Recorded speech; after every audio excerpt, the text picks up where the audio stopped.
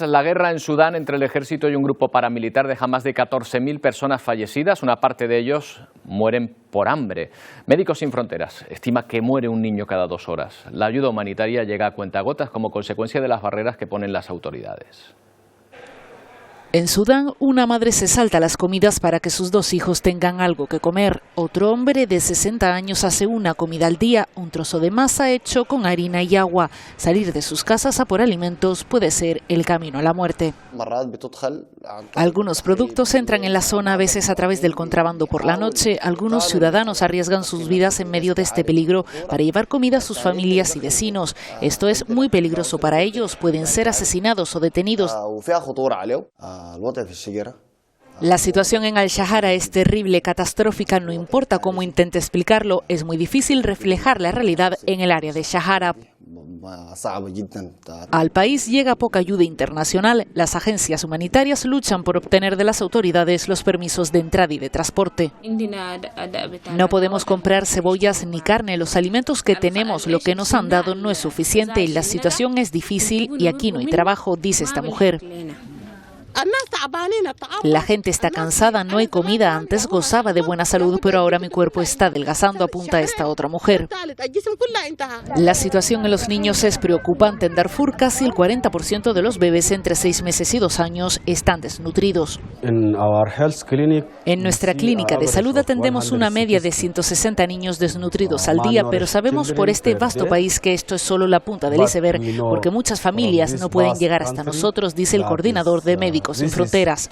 Más de 7 millones de personas, la mitad de la población del país, se enfrentan a niveles de emergencia de hambre, mientras la guerra continúa empeorando aún más la situación. Bueno, pues hablamos de la situación en este país del continente africano con nuestro colaborador Pepe Naranjo, que nos atiende desde Senegal. ¿Qué tal, Pepe? Buenos días. Hola, buenos días. Ya se intuía larga esta guerra civil cuando comenzó, hace algunos meses, ¿eh? Sí, ya llevamos casi un año de conflicto, ¿no? Un conflicto que se está enquistando, en el que se están saltando todas las normas de la guerra, porque la guerra también tiene leyes, ¿no? Y ni siquiera se está permitiendo el acceso a la ayuda humanitaria. Hay 8 millones de personas desplazadas o refugiadas que han huido de sus hogares por la intensidad del conflicto. Y nos están llegando informes realmente muy alarmantes de Naciones Unidas o de organismos internacionales como Human Rights Watch, que hablan de abusos, de masacres, de violaciones de niñas y de niños en los campos de desplazados.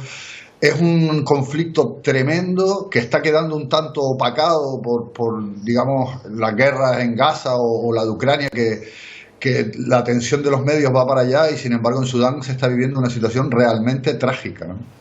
En el frente de batalla las posiciones siguen sin moverse, sin decantarse hacia un lado u otro en principio, ¿no? Bueno, en los primeros meses de la guerra las fuerzas de apoyo rápido, los paramilitares, parece que tomaron una cierta ventaja, pero en las últimas semanas el ejército, dirigido por el general Al-Burhan, es quien parece que ha lanzado una gran contraofensiva, sobre todo en las principales ciudades como Omdurman o en Jartum, en la capital. Pero el control de Darfur sigue siendo de Hemedti, de las fuerzas de apoyo rápido, y hay una especie de situación de equilibrio que puede inclinarse la balanza hacia un lado o hacia otro en cualquier momento. Pero lo terrible, como digo, es la situación de la población civil que huye a la desesperada de Sudán y que están sufriendo una situación de inseguridad alimentaria que afecta a más de 25 millones de personas, con gente muriendo de hambre, literalmente, ¿no? Claro, además había un cierto desarrollo en las ciudades comparado con lo que había antes, con la situación en la que había antes terrible, pero que había sembrado esperanzas de llegar a una especie de transición democrática que modernizase el país y que permitiese cierta estabilidad. Claro, se ha ido todo al garete, ¿no?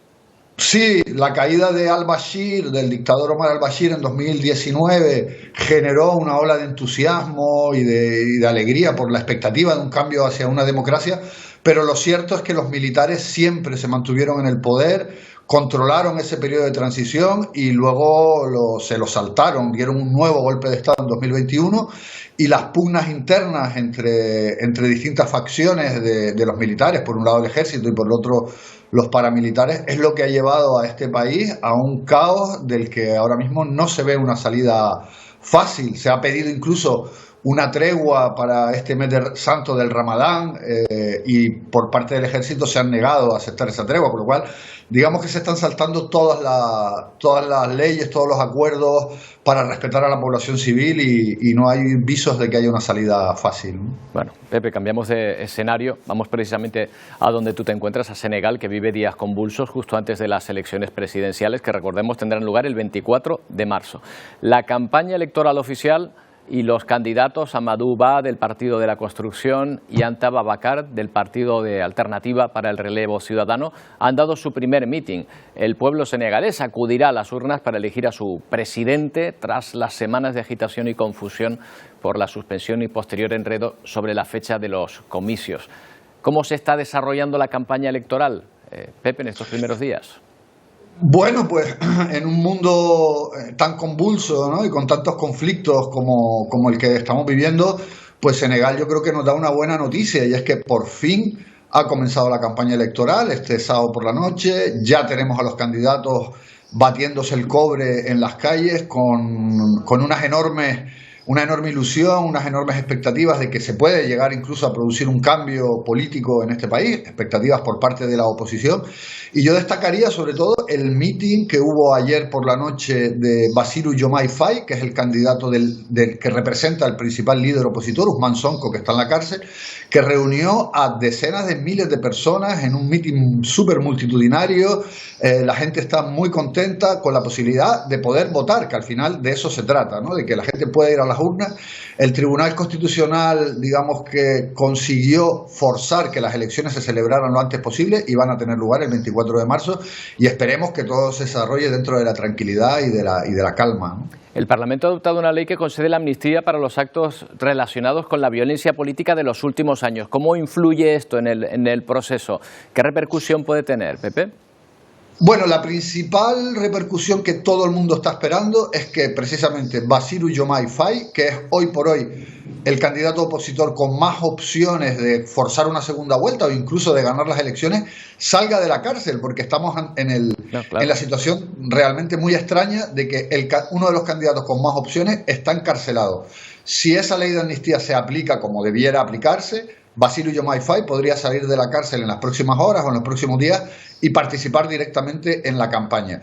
Pero también hay que decir que es una ley de amnistía que ha sido muy polémica, porque los grupos de oposición y las familias de las víctimas, ha habido 60 muertos en estos 3 años en las manifestaciones, temen que esa ley de amnistía pueda derivar en una impunidad hacia las Fuerzas Armadas o hacia las personas, digamos, que provocaron esas muertes, ¿no? Entonces hay enorme tensión en torno a esa ley de amnistía, pero hoy por hoy el foco está puesto en la campaña, en que las elecciones se celebren y que de aquí al próximo 2 de abril haya un nuevo presidente en Senegal. Bueno, a ver si es así y a ver si vuelve la estabilidad política y social a este país con el que compartimos tantos lazos que es Senegal. Gracias, Pepe.